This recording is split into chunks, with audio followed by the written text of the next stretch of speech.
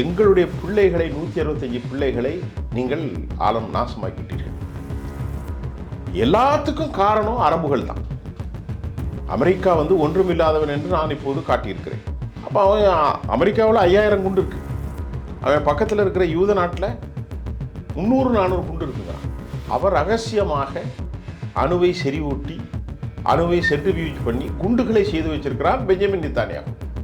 அதை பற்றிலாம் international atomic agency கேட்க மறுக்கிறது. நீ வைக்கக்கூடாது, அவன் அப்பா வைக்க மாட்டான், நான் வைக்கிறதான் சட்டம், நீ வைக்கக்கூடாது.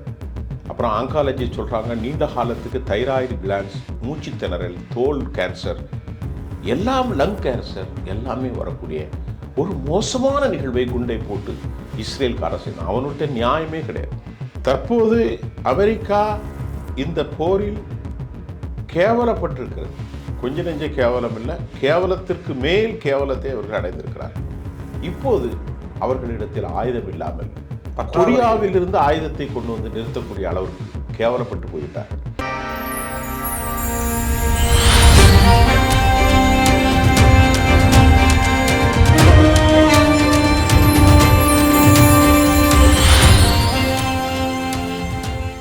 வாகை தமிழ் நேயர்களுக்கு வணக்கம். என்ற நம்மோடு நேர்காணல் பேசுவதற்காக மூத்த பத்திரிகையாளர் திருமிகு சுஃபியான் அவர்கள் இருந்திருக்கிறார். வாருங்கள், அவரோடு பேசலாம். சார் வணக்கம். சார் வணக்கம்.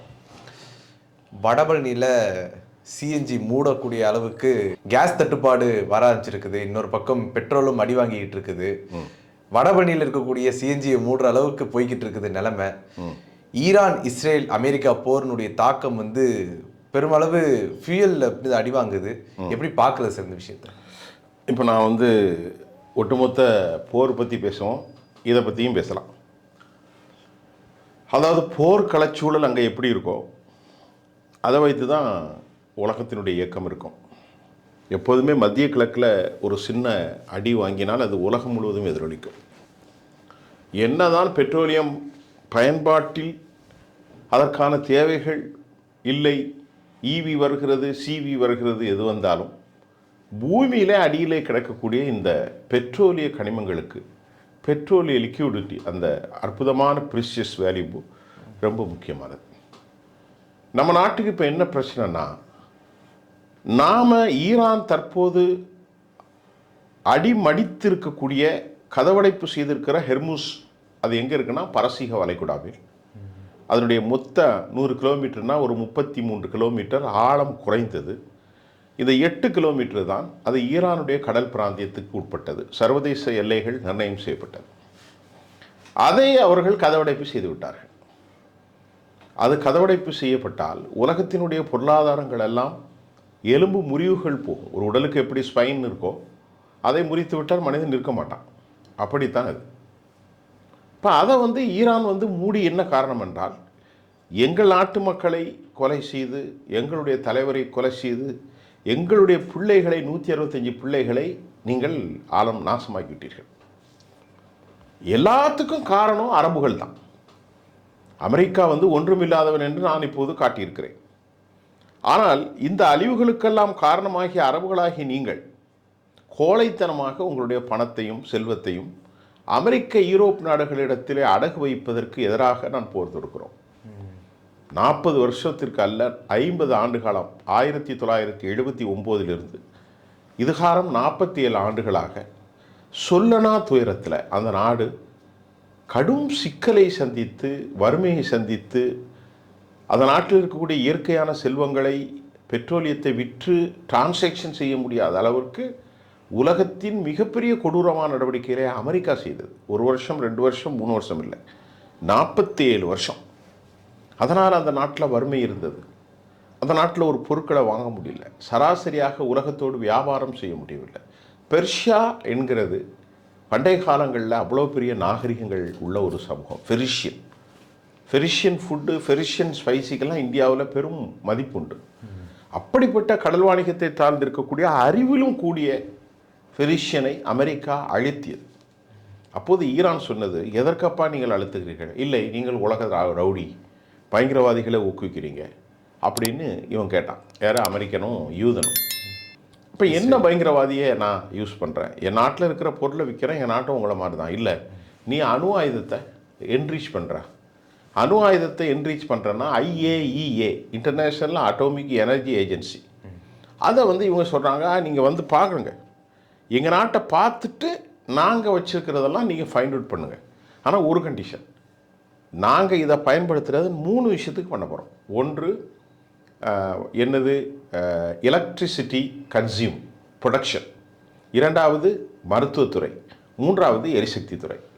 இதற்கு அணு ஆயுதம் இருந்தால் மட்டும்தான் நல்லா வர முடியும். ஆனால் மற்றதெல்லாம் நீங்கள் மானிட்டேட் பண்ணுங்கள். இல்லை, அணுங்கிற பேரை நீ வைக்கக்கூடாது, அமெரிக்காவுடைய கண்டிஷன். அப்போ அவன் அமெரிக்காவில் 5000 குண்டு இருக்குது, அவன் பக்கத்தில் இருக்கிற யூத நாட்டில் 300-400 குண்டு இருக்குங்கிறான். அவர் ரகசியமாக அணுவை செறிவூட்டி அணுவை சென்ட்ரிபியூஜ் பண்ணி குண்டுகளை செய்து வச்சிருக்கிறார் பெஞ்சமின் நெத்தன்யாகு. அதை பற்றிலாம் இன்டர்நேஷ்னல் அட்டாமிக் ஏஜென்சி கேட்க மறுக்கிறது. நீ வைக்கக்கூடாது, அவன் அப்பா வைக்க மாட்டான், நான் வைக்கிறதான் சட்டம், நீ வைக்கக்கூடாது. அப்புறம் ரெண்டாவது சொல்கிறான், அணுவை மட்டும் வைக்கக்கூடாதுல்ல, உன் நாட்டுக்கு பாதுகாப்பாக வச்சிருக்கக்கூடிய பலிஸ்டிக்ஸ் ஏவுகணை, ஹைப்பர்சோனிக் ஏவுகணை, இதெல்லாம் நீ வைக்கக்கூடாது. அப்போ இறந்து போன கொமினி சொன்னார், இதை சொல்கிறதுக்கு உனக்கு என்ன உரிமை இருக்குது? நாங்கள் ஒரு சாவரின் தேசம், எங்களுக்கு எங்கள் நாட்டை பாதுகாப்பதற்கு ஒரு ஆயுதத்தை வைத்துக் கொள்வதை நீ வந்து சொல்ல முடியுமா? அதெல்லாம் நாங்கள் எங்கள் உரிமை விட மாட்டோம் அப்படிங்கிறத சொன்னாங்க. இவங்க பேச்சுவார்த்தை நடந்துச்சு, ஏற்கனவே பேச்சுவார்த்தை, கடைசி பேச்சுவார்த்தை ஓமனில், அதற்கப்புறம் வியன்னாவில் பேசி நல்ல ஒரு நிலையை அடைய போகிறோம் அப்படின்னு ஒரு பாசிட்டிவ் சிக்னலை அவர்கள் சொல்லுகின்ற போது கொலைவெறி தாக்குதலை சனிக்கிழமை நடத்தி முடித்தார்கள். அந்த கொலைவெறி தாக்குதலில் முதல் கொலைவெறியே அந்த நாட்டினுடைய உச்சபட்ச ஆன்மீக தலைவர் இமாம் அலி கொமேனி படுகொலை செய்யப்பட்டார் 48 பேரோடு. இப்போ ஆலோசனை நடக்கும்போது உளவுகளை வைத்து சென்ட்ரல் இன்வெஸ்டிகேஷன் ஏஜென்சி பக்காவாக திட்டம் போட்டு அவர் வருவதை, அவர் போவதை, அவர் உணவருந்துவதை, அவர் தொழுகைக்கு போகிறதை எல்லாவற்றையும் கண்டுபிடித்து சிஐனுடைய பெரும் கோடிக்கணக்கில் சொல்லி கொடுத்தவன் யார் இப்போ பிடிபட்டிருக்கான்? அதாவது IRGCயில் இருக்கக்கூடிய மிக முக்கிய தளபதியில் ஒருத்தனான இஸ்மாயில் கானி, அவன் தான் காட்டி கொடுத்துருக்கான். இப்போ அவனை தூக்கில் போட்டுருவாங்க. ஏற்கனவே இவன் மீது பாது ஷுக்கூர் போன்ற, ஹசன் நசுருல்லா போன்ற தலைவர்களை காட்டி கொடுத்த ஒரு கொலை வழக்கு இருக்கிறது.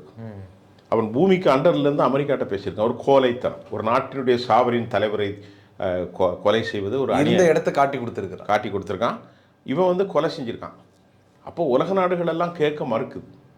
கொலை செய்து மட்டும் இல்லை, அந்த நாட்டில் இருக்கக்கூடிய மிக முக்கியமான பெட்ரோலியம் சேவிங் கிடவுன்களை 1.5 லட்சம் 15 லட்சம் டன்னேஜ் 1.5 மில்லியன் கேலன் அதை அடித்து நாடு ஃபுல்லுவதாக அமிலமலை பொய்து பலருக்கு நீண்டகால நோய்கள், ரெஸ்பிரேட்டிவ் நோய்கள், அதாவது கார்டியாக் டிசீஸ், கிட்னி ப்ராப்ளம், அப்புறம் ஆங்காலஜி சொல்கிறாங்க நீண்ட காலத்துக்கு தைராய்டு கிளான்ஸ், மூச்சு திணறல், தோல் கேன்சர், எல்லாம் லங் கேன்சர் எல்லாமே வரக்கூடிய ஒரு மோசமான நிகழ்வை குண்டை போட்டு இஸ்ரேல்காரன் செய்தான். அவனுடைய நியாயமே கிடையாது. மூன்றாவது, போர் நடந்த அன்னைக்கு 2 அநியாயத்தை செஞ்சாங்க. ஒன்று, உச்சபட்ச தலைவராகிய அயத்துல்லா கோமினி 86 வயசில் அவரோடு சேர்ந்து 48 இராணுவ அதிகாரிகளையும் கொலை செய்தார்கள். ஆலோசனை இருந்த அரசியல் தலைவர்களும் இராணுவ அதிகாரிகளும். இரண்டாவது, எந்த பாவமும் அறியாத 163 பிள்ளைகளை, ஸ்கூல் குழந்தைகளை கொலை செஞ்சாங்க. மூன்றாவது, நேற்று முன்தினம் கொடூரமான 3000 நிலைகளில் தாக்கும்போது இந்த மாதிரி அந்த நாட்டில் இருக்கக்கூடிய எரிசக்தி ஆயில் குடோனை போட்டு பெரிய கரும்புகையாக உருவாகி இப்படி ஒரு அநியாயத்தை செஞ்சதுனால அவன் ஹெர்மூஸ் வளைகுடா இங்கே இருந்து தான் எல்லா நாட்டுக்கும் போகுது. சீனாவுக்கு போகுது, இந்தியாவுக்கு போகுது, சவுதி அரேபியாவுடைய அராம்கோ கம்பெனியுடைய நெட்வொர்க் இருக்குது, யுனைடெட் அரபு எமிரேட்டில் புஜைரா இங்கே தான் இருக்குது, கத்தருடைய மிக முக்கிய, அமெரிக்காவுடைய மிக முக்கிய நண்பனான கத்தருடைய சிஎன்ஜி, இந்த கேஸ் எரிவாயு, இயற்கை வாயு எல்லாமே இந்த கனெக்டிவிட்டி இந்த ஹெர்மூஸ் தான். இது ஒரு சின்ன இடம் தான், அதில் தான் கப்பல் போகணும். அதை யாரும் போகக்கூடாது, போனால் உங்களை ஏவுகணை வச்சு க்ளோஸ் பண்ணிடுவேன் அப்படின்ட்டு இப்போ கண்டிஷன் போடுறான். அதுதான் இப்போ நம்ம நாட்டில் இருக்கக்கூடிய, நம்ம நாட்டுக்கு வரக்கூடிய 50% ப்ராடக்ட், பெட்ரோலியம், ஆட்டோமொபைல்ஸ் இப்படி தான் வரணும். குரூடு ஃபுல்லாகவே இப்படி தான் வரணும். அதில் சவுதி அரேபியாட்டது நம்ம 13லேருந்து 16லேருந்து 23% இம்போர்ட் பண்ணுறோம். அதே மாதிரி ஈராக்லேருந்து 23% அண்ட் அபோவ் இம்போர்ட் பண்ணுறோம். ரஷ்யாவிலிருந்து 2% இருந்தது, இப்போ 33, 34, 37% இம்போர்ட் பண்ணுறோம். எங்கிருந்து வந்தாலும் சரி, யூரோப்பிய யூனியன்லேருந்து வந்தாலும் சரி, மத்திய தரைக்கடல்லேருந்து வந்தாலும் சரி, எல்லாமே ஒரு வழி பாதை இந்தியாவுக்கு இதுதான்.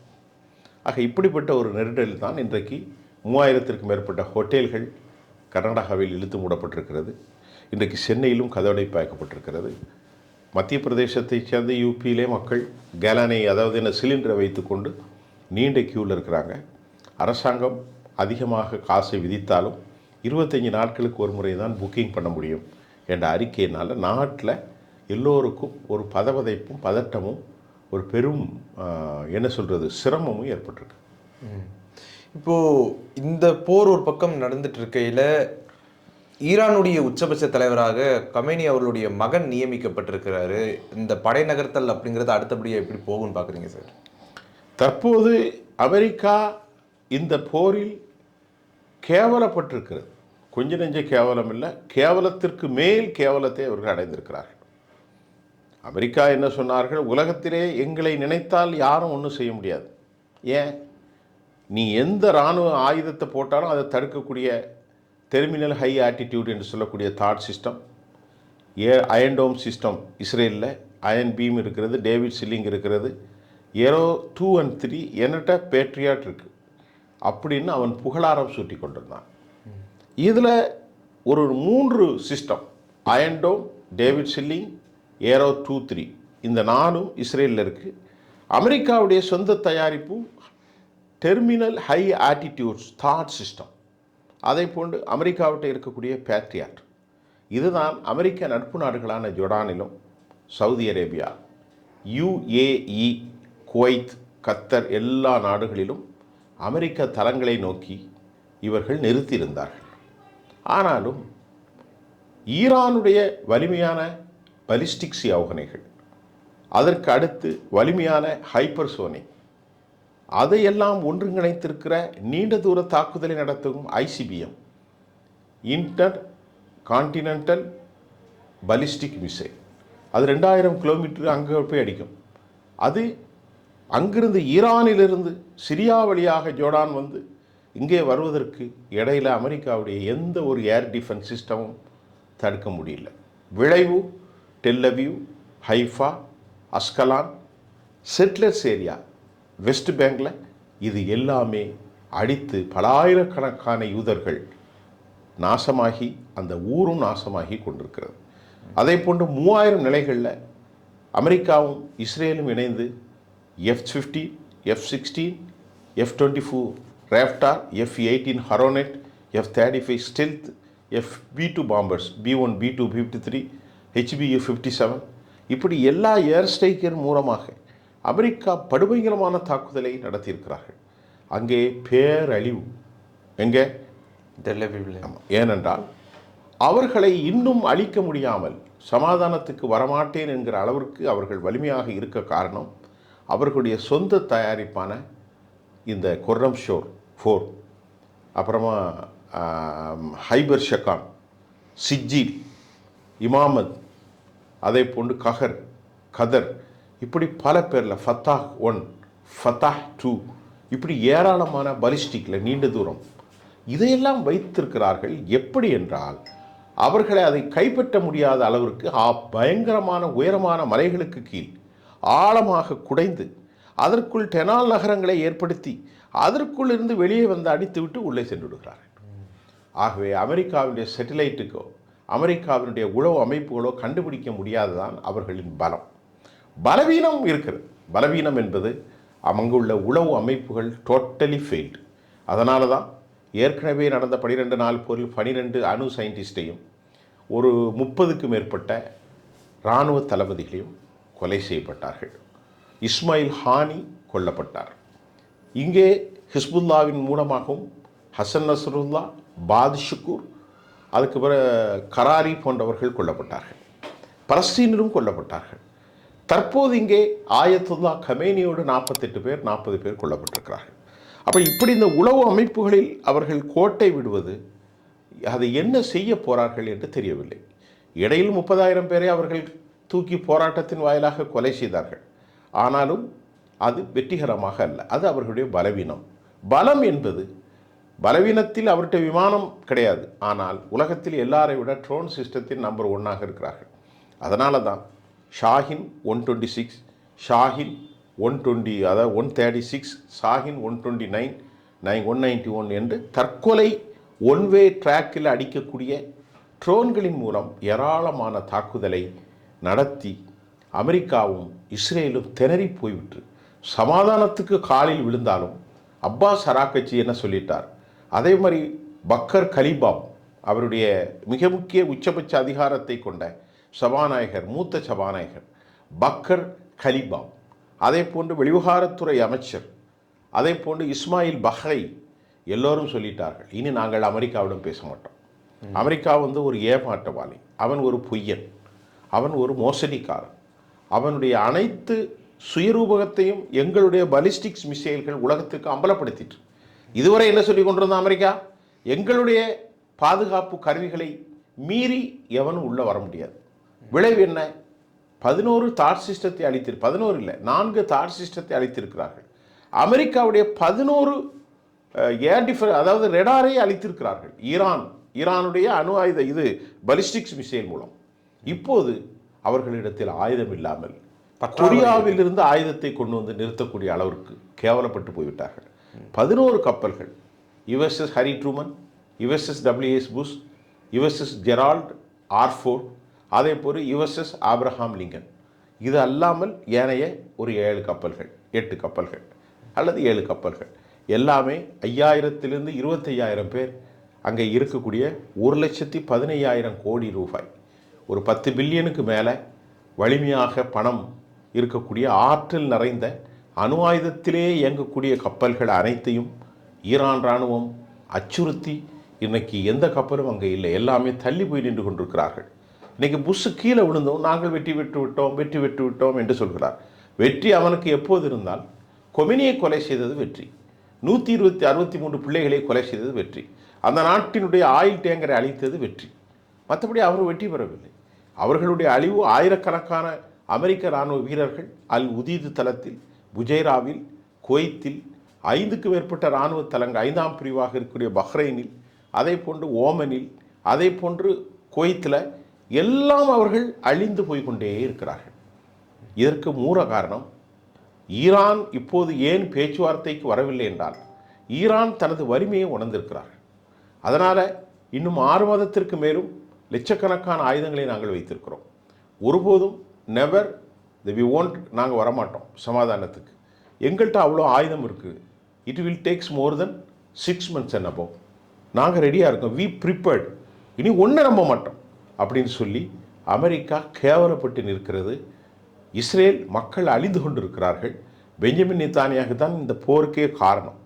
பெரும் படுகொலைகளே செய்தவன், உலகத்தினுடைய பெரிய கிரிமினல், அவன் இப்போது இல்லை, எங்கேயோ ஓடிவிட்டார் என்று நினைக்கின்றேன்.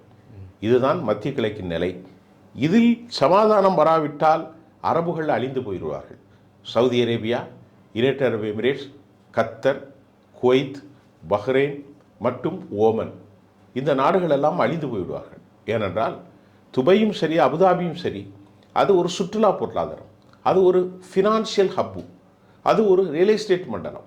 அங்கே பெட்ரோல் கிடையாது. ஆனால் அராம்கோ போன்ற பெரும் கம்பெனிகளை கொண்ட சவுதி அரேபியா, ரியாத், ஜித்தா, இது மாதிரி மிக முக்கியமான மண்டலங்கள் இருக்கிறது. அதே போன்று பஹ்ரைன், ஓமன், குவைத் மிகப்பெரிய சுற்றுலாத்தலம், மிகப்பெரிய பெட்ரோல் வணிகம். இவர்கள் அதை விட கத்தர், அமெரிக்காவுடைய நேச நண்பன், அமெரிக்காவுடைய பிரசிடெண்ட்டுக்கு 4000 கோடியில் கிஃப்ட் மட்டும் கொடுத்தார். அந்த 4000 கோடிக்கு சகல வசதிகளும் கொண்ட சேட்டிலைட் தொழில்நுட்பத்தை கொண்ட ஒரு போயிங் விமானத்தை கொடுத்தார். அப்படியெல்லாம் அமெரிக்காவுக்கு இவர்கள் வெண் சமரம் வீசினார்கள். முடிவு என்ன? இந்த நாட்டை அமெரிக்காவில் காப்பாற்ற முடிஞ்சதா? காப்பாற்ற முடியலையே. விளைவு என்ன? அவர்கள் அழிந்து போனார்கள். இப்போது என்ன நடக்க போகிறது? போர் சமாதானம் வந்த பிறகு அமெரிக்காவிலிருந்து முதலீடுகள் பின்வாங்கப்படும். இது அமெரிக்காவுக்கு கடைசி சாவுமணியாகத்தான் பார்க்கப்படுகிறது. ஏனென்று கேட்டால், இந்த போரில் ஈரான் ஒரு பெரிய வலிமையான சக்தியாக மாறப்போகிறது, மாறி இருக்கிறது. அவர்களுடைய அழிவுகள் பயங்கரம். இப்பொழுது ஈரான் சொல்வது, உடனடியாக போரை நிறுத்துவோம், நீங்கள் உடனடியாக எங்கள் மீது விதித்திருக்கக்கூடிய தடையெல்லாம் நீக்கி 47 வருஷம் எல்லாரையும் போல எங்களுக்கு வியாபாரம் செய்வதற்கு அனுமதி கொடுங்கள். ஏன் நாங்கள் ரெடியாக இருக்கோம், உன் நாட்டோட வியாபாரம் பண்ணுறோம். நீங்கள் எங்கள் தலைவர் அடிச்சிட்டீங்க. இப்போ புதிய தலைவர் யார் வந்திருக்கிறா? முஜிதபா கொமைனி. அவரை பற்றி அமெரிக்கா சொல்கிறான், நான் தான் ரெடி, எங்களுக்கு தான் ரைட் இருக்குது உன் நாட்டில் யாரை கொண்டு வரணுண்டு. அவனுக்கு எப்படி ரைட் இருக்கும் அந்த நாட்டில்? அந்த நாட்டினுடைய டெமோக்ரஸி, அந்த நாட்டுடைய ஜனநாயகம் எடுத்திருக்கிறது. இவருக்கு என்ன உரிமை இருக்கிறது? இப்படி அமெரிக்கா உலகத்தின் மத்தியில் மிக மோசமான ஆளாக இருப்பது தான் வெனிசுவேலாவின் நிக்கோலஸ் மதுராவை தூக்கி கொண்டு வந்தார்கள். அப்புறம் அமெரிக்காவுடைய சிஐனுடைய டெரிட்டாய்ஸ், அதே மாதிரி டொனால்ட் ட்ரம்புடைய ஃபார்மர் அட்வைசர் ஜார்ஜ் போல்டன், இன்னும் பலர் அமெரிக்காவிடத்தில் ஒருபோதும் வெற்றி பெற முடியாது. உள்ளே இறங்கினால் காலி. ஏனென்றால் ஐஆர்ஜிசி படைகள் மட்டுமில்லை, பஷி படைகள் இருக்கிறது, ஐஆர்ஜிசி படைகள் இருக்குது, அல்குஸ் படைகள் இருக்கிறது, அந்த நாட்டின் தேசிய இராணுவம் இருக்கிறது, ஏனைய குழுக்கள் இருக்கிறார்கள். பக்கத்தில் ஈராக்கிலிருந்து அதே மாதிரி ஹத்தாபி ஹிஸ்புல்லாக்கள் இருக்கிறார்கள். உள்ளே வந்தால் அமெரிக்கா நசுங்கி போவான். ஏனென்றால் ஈராக்கில் அவர்கள் தோல்வி, லிபியாவில் தோல்வி, வியட்நாமில் தோல்வி, சிரியாவில் தோல்வி, ஆப்கானிஸ்தானில் துண்டை காணாம் துணியை காணாம் என்று ஓடி வந்தார்கள். இதுதான் அமெரிக்காவின் நிலை. இந்த போராட்டம் தான் இன்றைக்கு இந்தியா வரை, அமெரிக்கா மட்டுமல்ல, ஆண்டிப்பட்டி வரை, அம்பலசேரி வரை, ஆறுமுகநேரி வரை எல்லா இடங்களிலும் சாமானிய கிராமத்து மக்களும் இன்றைக்கு இந்தியாவிலே பாதிக்கப்பட்டிருக்கிறார்கள். சிஎன்ஜி தட்டுப்பாடு மட்டுமல்ல, வாகன தட்டுப்பாடுகள். ஆக போர் நிற்குமா? தெரியாது. அதற்கான கண்டிஷன் என்ன? தெரியாது. யூரோப் யூனியன், அமெரிக்கா, சீனாவை இப்பொழுது அரபு நாடுகள் சமாதானத்திற்கு வார்கள் என்று அழைக்கிறார்கள். ஏனென்றால் இந்த போரிலே இவர்களுக்கு தூய்மையான அற்புதமான நிலைகளை எல்லாம் துல்லியமாக காட்டி கொடுத்தது ரஷ்யாவும், செய்மதி படையின் மூலம் சீனாவும். ஆயுதங்களை கொடுத்ததும் அவர்கள்தான். ஆகவே தான் அமெரிக்கா இஸ்ரேல் நிலைகளை இவ்வளவு துல்லியமாக சிறப்பாக அடித்து வெற்றியோடு இருப்பதற்கு காரணம் இவர்களுடைய பேக் போன் தான், இவர்களுடைய பின்னணி தான் என்பதை மறுக்க முடியாது. ரொம்ப ஆழமான ஒரு கருத்தை நீங்கள் பதிவு செஞ்சுருக்கீங்க. ஒரு விரிவான பார்வையை நம்மால் பார்க்க முடிஞ்சது. உங்களுடைய நேரத்தை ஒதுக்கி எங்களோட கருத்தில் பந்தமைக்கு மிக்க நன்றி சார். நன்றி.